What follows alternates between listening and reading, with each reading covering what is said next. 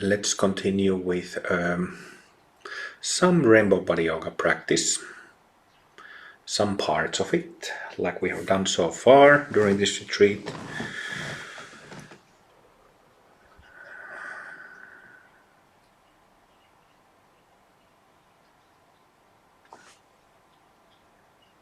Take a moment to align the posture.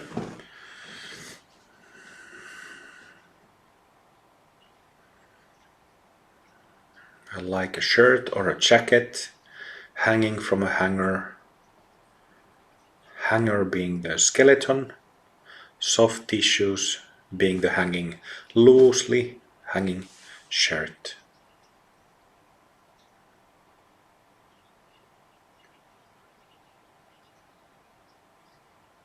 And always, again and again and again, stretching the subtle body open, opening the subtle body, which makes our habitual tendencies loosen. Just like when we stretch the physical muscles that are tight, they get looser and looser. Same thing with compassionate motivation, bodhicitta. So from the first moment when you sit down and you are just starting to become aware of the body, you can already have that thought, have that expression in your mind with all beings. Me and all beings, everybody together. This instantly has an effect on the subtle body, and then you can start relaxing, feeling into your physical body and relaxing it. Relaxing the physical tissues together with opened mind, opened subtle body, opened heart.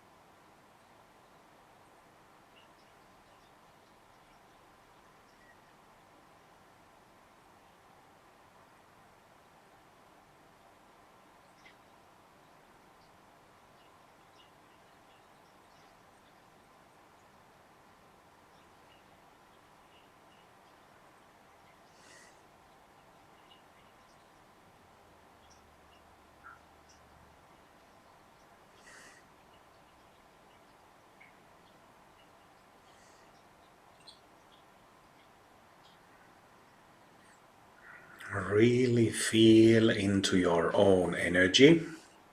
Really come in contact with your own mind. The mind that is made of thoughts, that is made of emotions. And what are thoughts and emotions made of? They're made of energy, non-physical energy, subtle energy.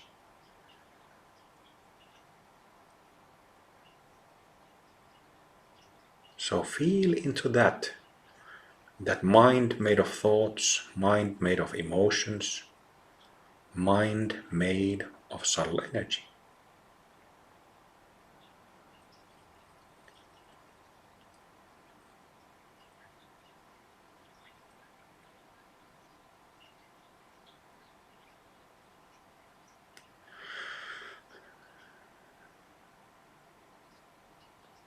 And what is really important is that we don't arrest energies. We do the opposite of grasping or taking a hold of. Do the opposite of that. Letting go, letting loose. letting the energy body, the mind made of thoughts, emotions, subtle energy, letting it flow freely. Letting it flow completely freely, unarrested.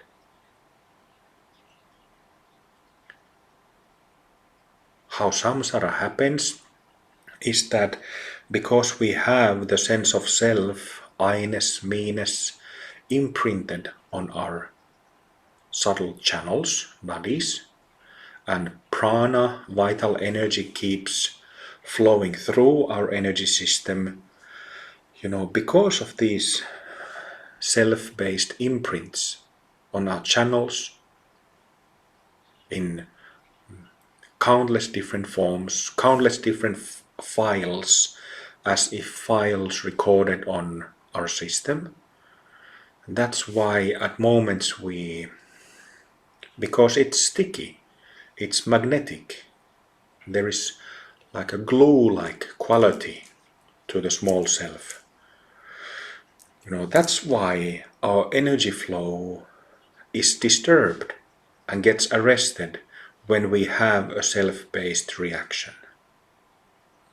Whether a small reaction or a big reaction. And that's why we don't feel good.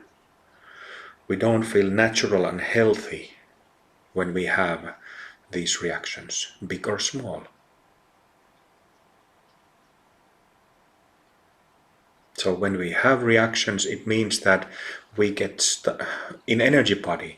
It means that we get stuck on some imprint, and we get stuck on it, and there is prana energy, vital energy, like the energy of life itself there. So the energy of life goes into that habit pattern and starts magnetizing it, making it stronger. And this makes the whole energy system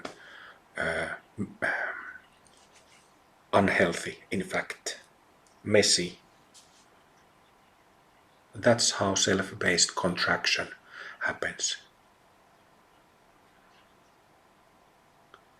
So here we sit down, we close our eyes. I'm sitting here with all beings. Rather than remain contracted as limited entity, I, me, self, we open up. It's a very rebellious thing in the all of existence to do. Very unusual, exceptional thing to do. Because the vast majority of beings, including human beings, are doing the exact opposite. Tensing, contracting, becoming small. But we open up. Bodhisattvas, those who have compassion, those who have genuine care, those who want to understand reality instead of nightmare-like fantasy, painful fantasy based on a self. We open up. I will attain Buddhahood for the sake of everybody else. Me, I will erase all these points of contraction from my mind stream. I vow to do that, and I will do that.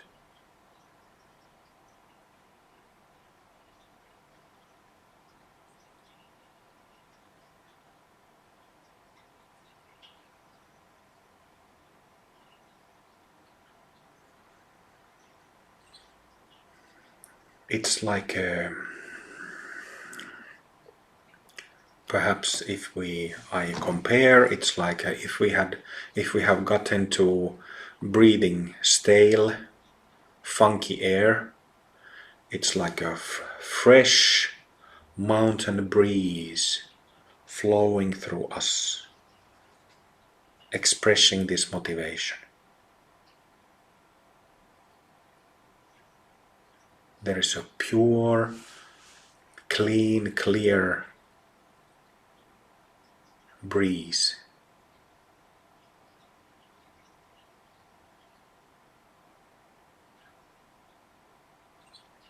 And then we can glimpse our wholeness. We don't need to create our wholeness. We don't need to create that inside us there is already something complete and perfect. We already have wakeful basic nature, Buddha nature. So we cannot, and it's not necessary to create it or produce it.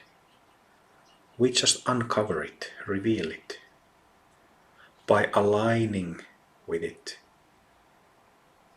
Disaligning with the samsaric body, continually, systematically breaking the self-based habits, loosening self-based habits, and instead aligning with the reality of our being, our true being.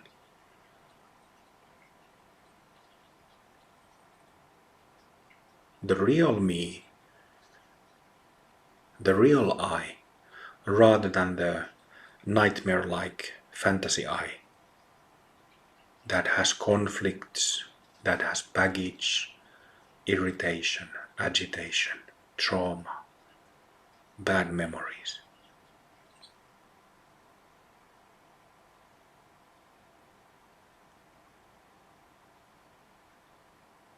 We are pure, complete already.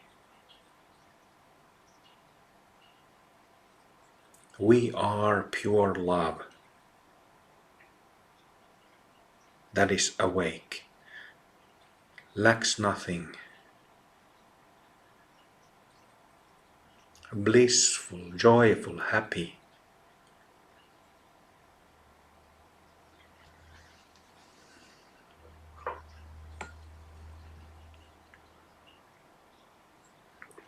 But as practitioners, we simply need to keep finding that out. We need to keep discovering it again and again and again, because there is the glue in the samsaric self-based mind that keeps coming back, keeps coming back, keeps coming back.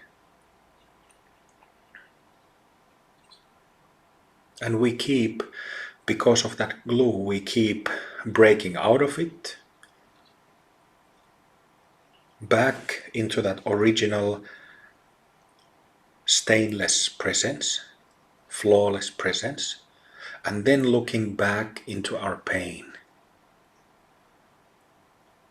Looking back into what made us angry, what made us irritated, agitated, looking back to what made us nervous,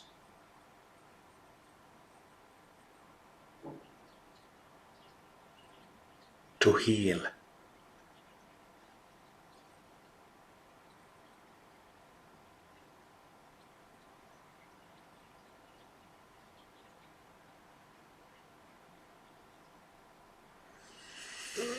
There is much more to reality.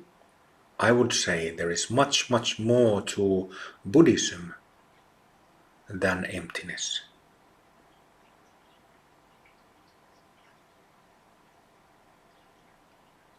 We cannot attain rainbow body or light body by exhausting all phenomena, by realizing emptiness of all phenomena, or selflessness in the first to 10 bhumis. There is flavor, energy. There is love, kindness, softness. There is immense joyfulness, blissfulness, happiness. in our basic nature. But ignorance needs to go first. This is why in Buddhist training there is so much emphasis on selflessness, emptiness. Selflessness and emptiness are synonymous, though in the history of Buddhism, selflessness is a word associated with the classical vehicle of Buddhism, early vehicle or early Buddhism, and emptiness is the term from great vehicle of Buddhism, Mahayana. But the extent of those two, the extent of realization of selflessness and emptiness, quality is the same, feel is the same, but extent is different between Hinayana and Mahayana. But they point out to the same selfless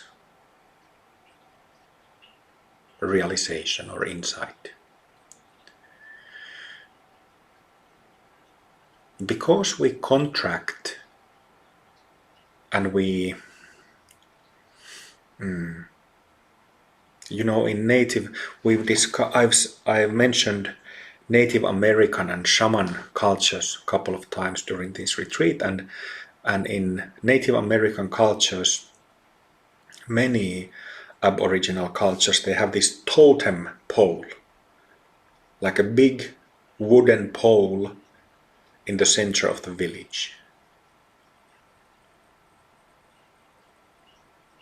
That's you could say that inside our samsaric minds there is the central pole of me, I, self.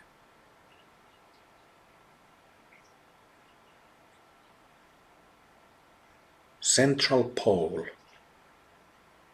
in the center of our body, in the center of our head.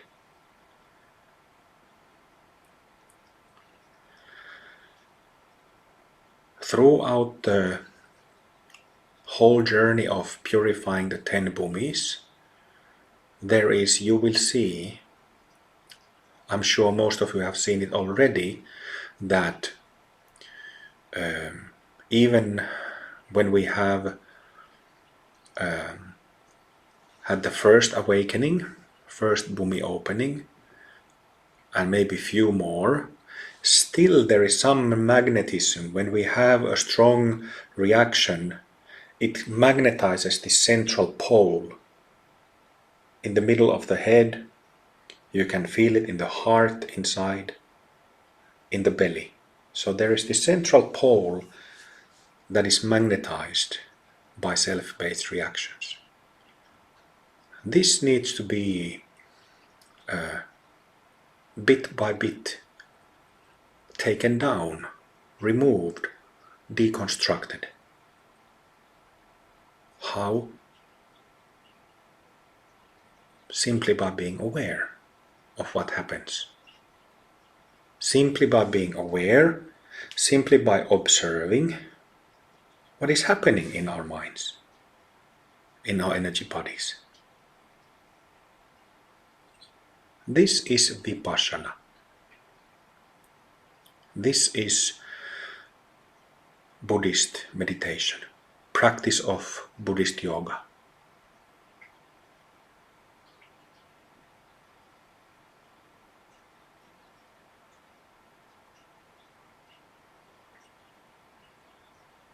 Thing after thing after thing, layer after layer, deconstructing, looking, seeing through,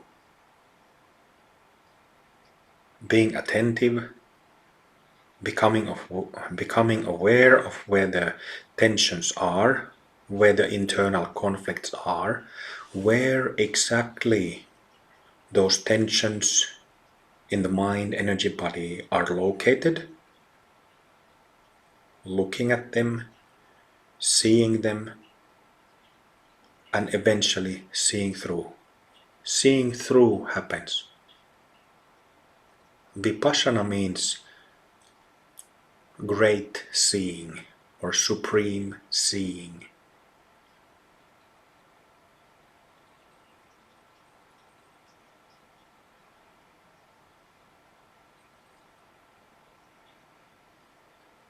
This is how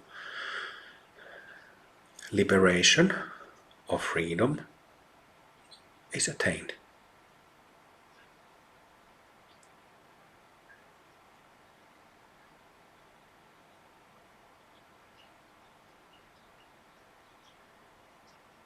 By becoming aware, by seeing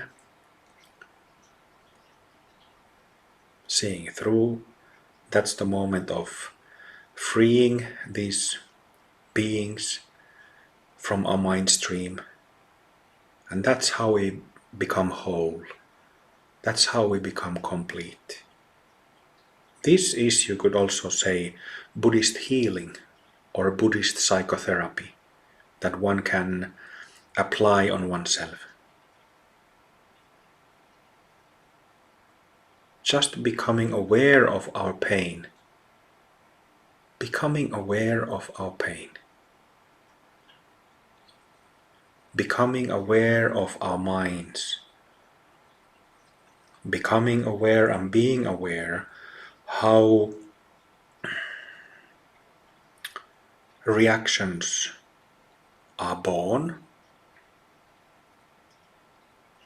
how they happen in our minds. That's it.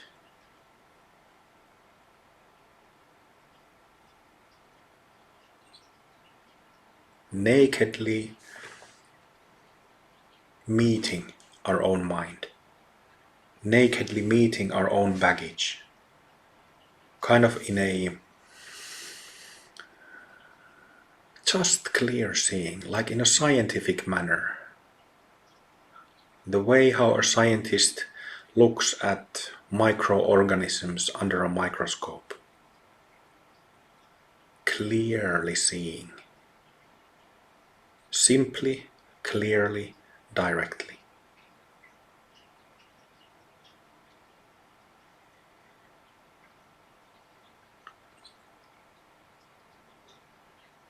Looking and seeing into the body space, into the cavities of the body,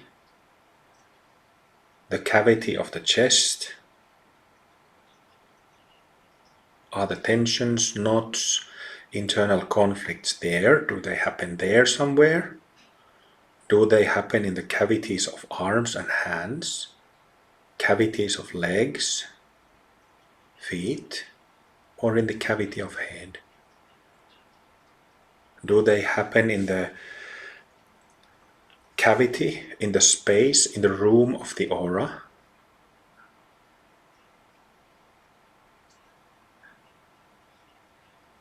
Is there a central pole in the middle inside the head, in the middle inside the chest, in the middle inside the gut that is formed when we have a reaction?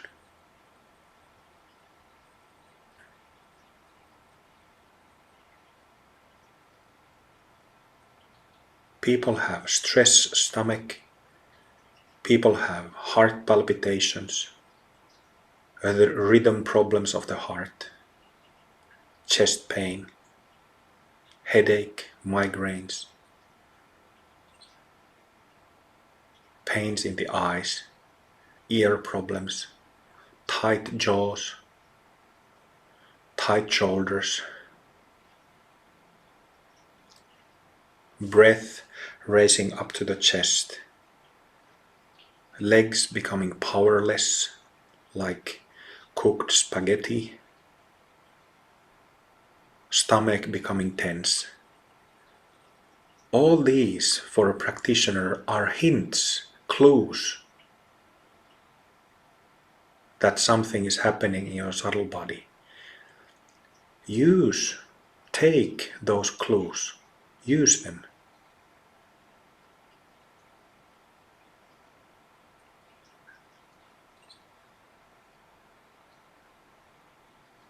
As long as they happen, take the clues and use them for practice. I've just explained how the main Buddhist meditation, Vipassana practice, happens. So that is the main practice.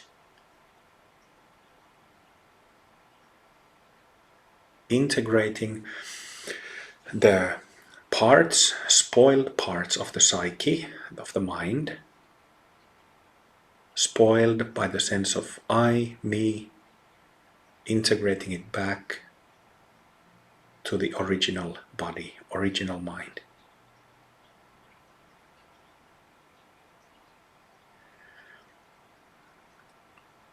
So this is a short, a concise explanation of Vipassana emptiness meditation.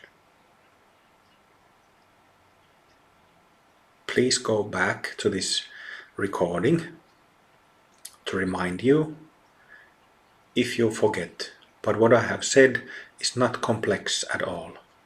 Once you understand what the practice is, you won't forget it. So remember the instruction, you know what to do.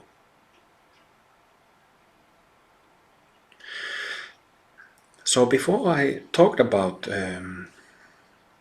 emptiness meditation, removal of ignorance, I said that there is more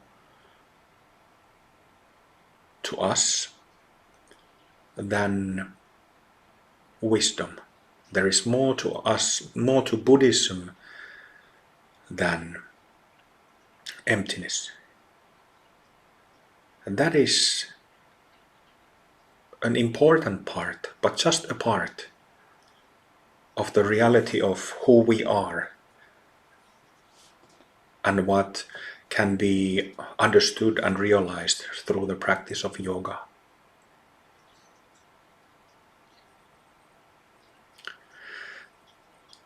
Just to add to that, ignorance means believing in a self, in I, believing in separate existence. That is ignorance. And wisdom is when that ignorance is no more. As we keep deconstructing the I, me, self, then our wisdom keeps growing. Wisdom or knowledge, understanding who we truly are, without those tensions, contractions.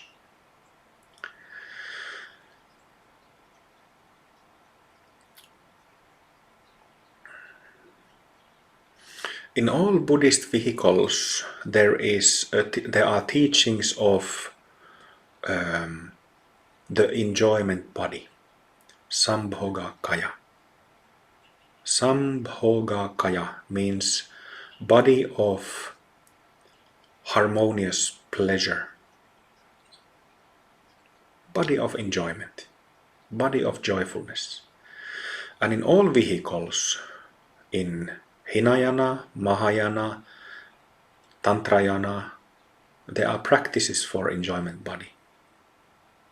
In Hinayana, there is metta practice, loving kindness practice. It exercises the same principle. When we wish happiness, goodness, all the good things to ourselves.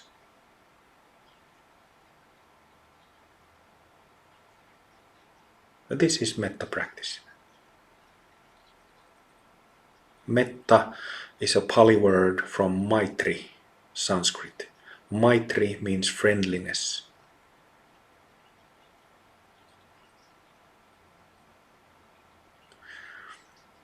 Also in Hinayana, metta is practiced for other beings.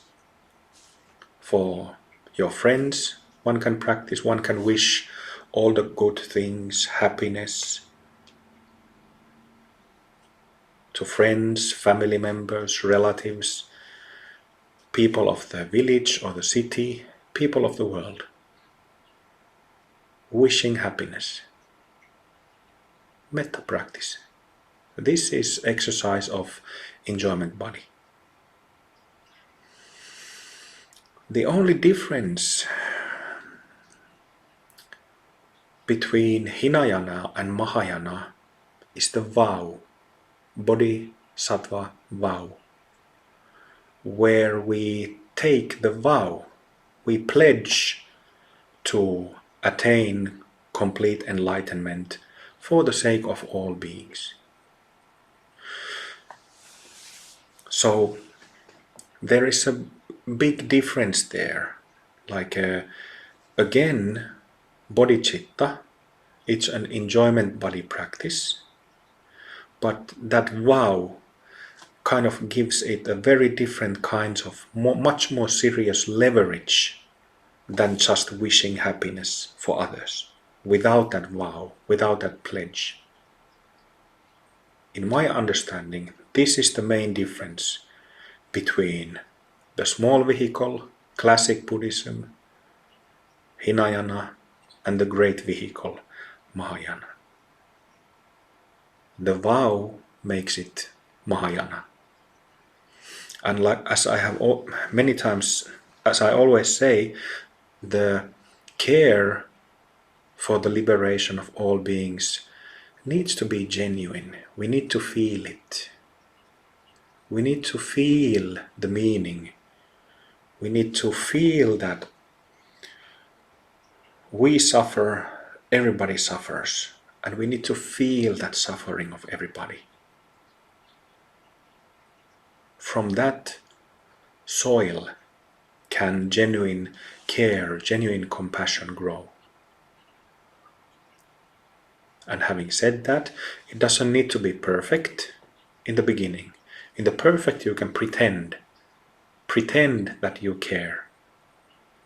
And little by little you understand that, oh, now I understand why bodhicitta has such an central role in Mahayana. But nevertheless, bodhicitta is an enjoyment body practice. It's the practice of the enjoyment body, which means qualities, characteristics of our energy body that are joyful, blissful, alive, soft, loving, and utterly good, utterly kind.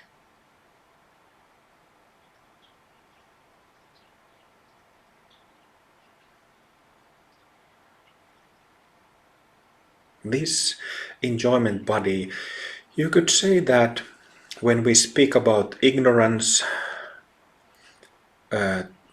being transformed into wisdom, self-based existence being transformed, changed into emptiness, a realization that there is no me here, not in gross, subtle or very subtle form.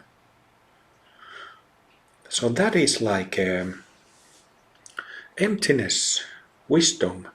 It's simply like a bright light, bright white light, without no other colors.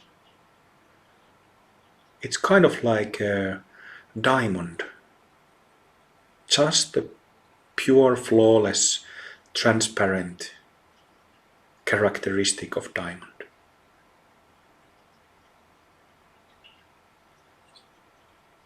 But then enjoyment body means that there are all these flavors, and very, very rich flavors, pleasant flavors.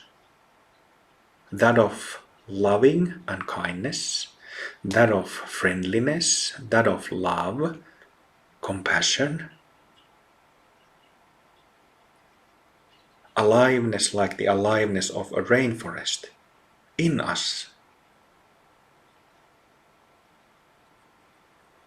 So you understand, hopefully, that removing self-based ignorance and practicing metta meditation, loving kindness, or bodhicitta, compassion, they are practiced for two different bodies that we have. They have two different purposes. And like I said, when we practice bodhicitta, it also stretches our subtle body open, opens the subtle body, opens the mind, opens heart, opens us. And this happens because of that vow, because of that commitment. If we are just wishing happiness, joyfulness, others, without taking it that seriously, not the same effect. Not the same effect.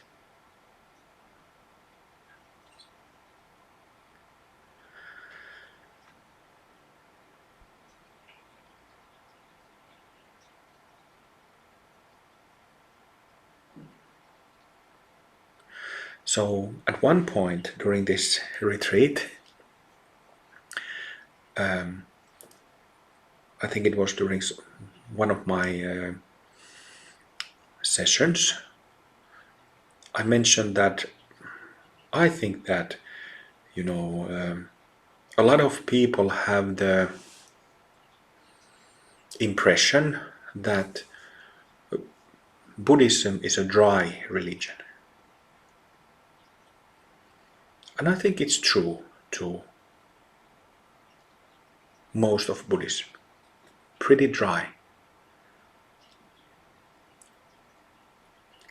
But that's because there is so much emphasis on removing the ignorance. Or let's say there is so much motivation to remove ignorance. There is so much focus on just focusing on the transparent, flawless, clear aspect of our basic nature. So much focus on that.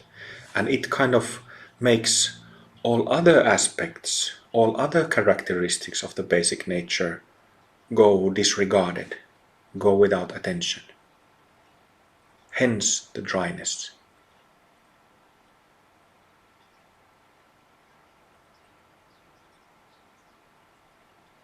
Even if there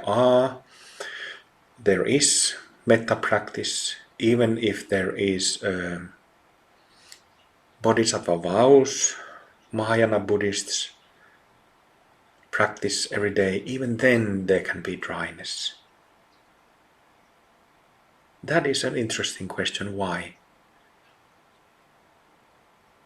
And the answer is that one can remain dry even with metta meditation and bodhisattva vows if you don't really feel that, like feel the wetness of the water, feel the humidity of the rainforest in us.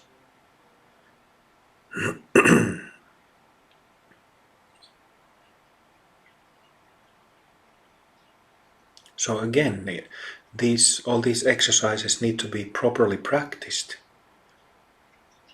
to have proper results.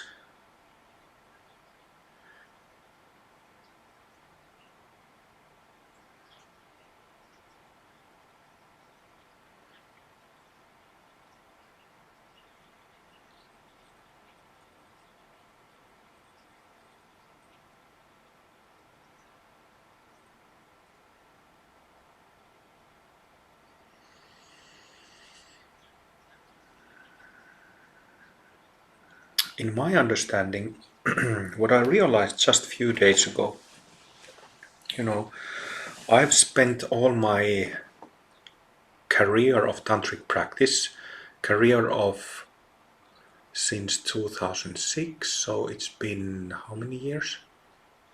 15 years. I've spent the last 15 years practicing Guru Yoga with both Buddhist and Hindu masters, Mahasiddhas, non-physical Mahasiddhas. And well, I've talked about this a lot, so you already have heard me talk about this many times, but until a few days ago I didn't really understand why Buddhist and Hindu Mahasiddhas have such a different flavor. There are a lot of similarities, a lot of exactly like identical features in both, but at the same time there is big difference between the two. I guess I could sum it up by saying that Hindu masters seem to have much more much more physical feel of clarity and bliss than Buddhist masters.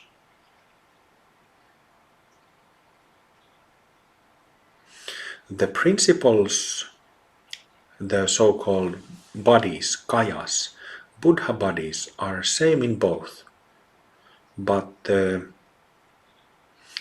to the lineages and empowerments, due to energetical coding by Mahasiddhas, the results are a bit different. I just want to add this technical point so that when somebody who listens to this now or later at any point, they might have an aha moment.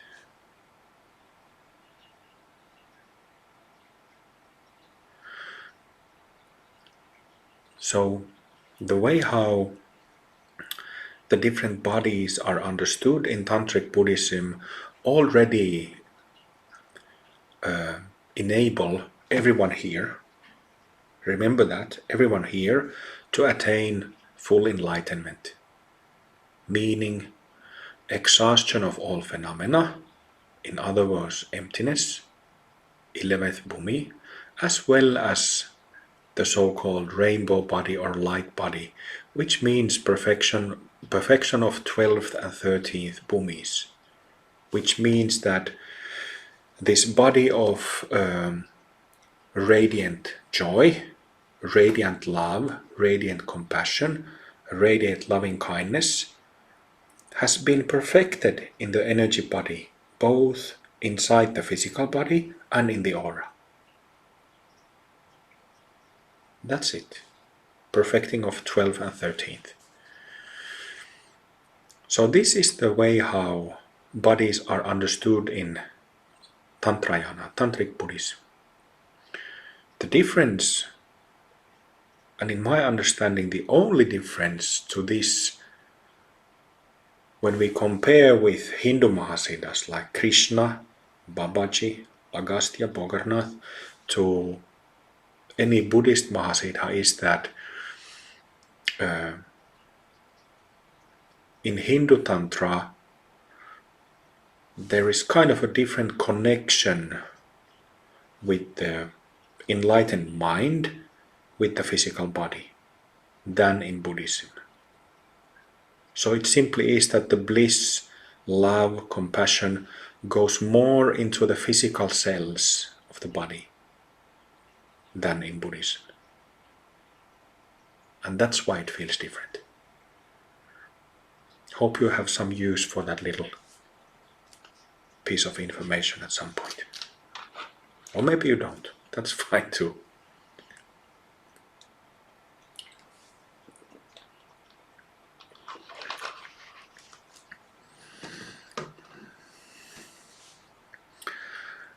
For the sake of all sentient beings, big or small, huge or tiny, regardless of form or shape, may all beings be free, free of suffering, free of the pain of existence. May all beings truly be happy and healthy and content and grounded and peaceful, for the sake of ourselves and everybody else.